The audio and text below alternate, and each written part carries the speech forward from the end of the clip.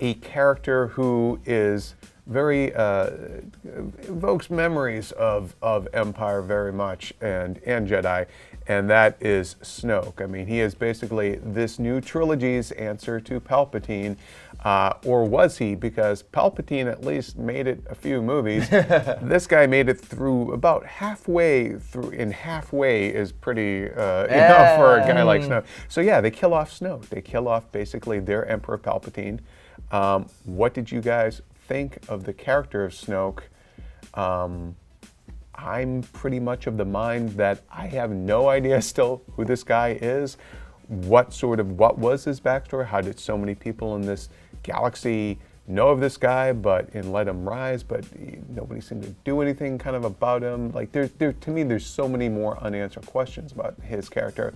And then for him to just get killed off like that halfway through, it was almost like Rian Johnson kind of cleaning house of some of J.J. Abrams' creations from the first movie. Ooh, you think so? I don't really think I need this guy after all. Let's just get right to where we all know this is going. No, I think Snoke served his purpose. And I do admit that, yes, there are a lot of burning questions of like, who is he? He's so old. He was clearly around at the time of the original trilogy and even the prequels. Yeah. But I think where they will dive into that is like the comics, the novels, maybe a video game or something.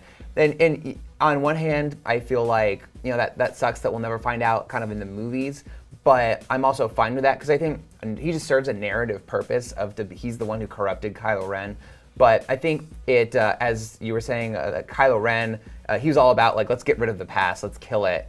They literally got rid of sort of a Star Wars trope of like the robed, all-powerful evil figure. So now when we get to the third installment, no one can be like, oh, it's going to be just like Return of the Jedi because there's no emperor-like figure. But Snoke himself, I thought, was great. I love how Rian Johnson handled Snoke, and the second Rey walks in there, she is a puppet on a string. She has essentially no will of her own. He's throwing her around with the Force. She tries to. She really is like a puppet on a string. The way he treats her. Yeah. She tries to grab back the lightsaber from his chair, and he just zips it around and smacks her in the head with it and takes it back. Like he is completely toying with her, and he is all powerful, right? So, and even though, and clearly he has the power of like prophecy of looking forward. But his one flaw is that he was so confident he didn't understand what he was seeing, which was his own death. And I thought that was great. Yeah, I mean, did you guys buy the whole him? You just pointed out that he could rip that lightsaber back, like missing the sort of obvious thing, or?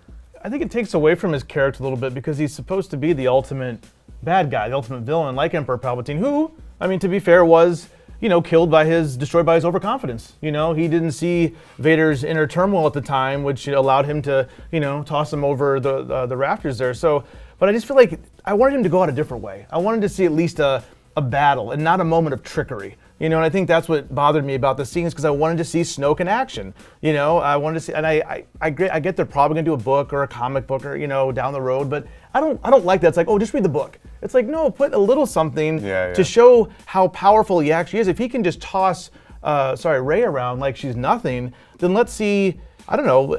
I want to see him and Kylo fight it out or something. I think his thing is you can't fight that. How do you fight that? He was never going to whip out a lightsaber and start jumping around. And if he did, and did like an Emperor Palpatine-esque flip, like with the Yoda fight, and like he did in Revenge of the Sith, I would have pulled my hair out. So I'm really glad they found a different way to combat a character who I think is beyond fighting with a lightsaber. Well, I mean, there's also just real quick. I mean, he also.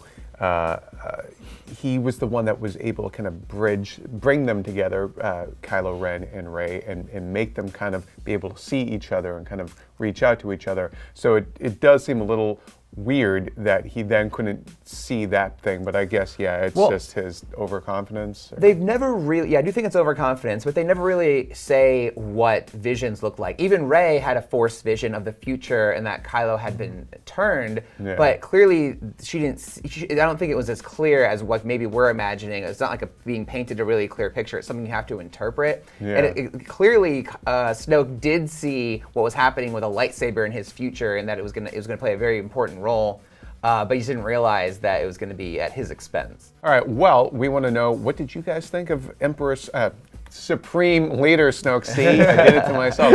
What did you think of Snoke, how they handled him, how they got rid of him? Let us know.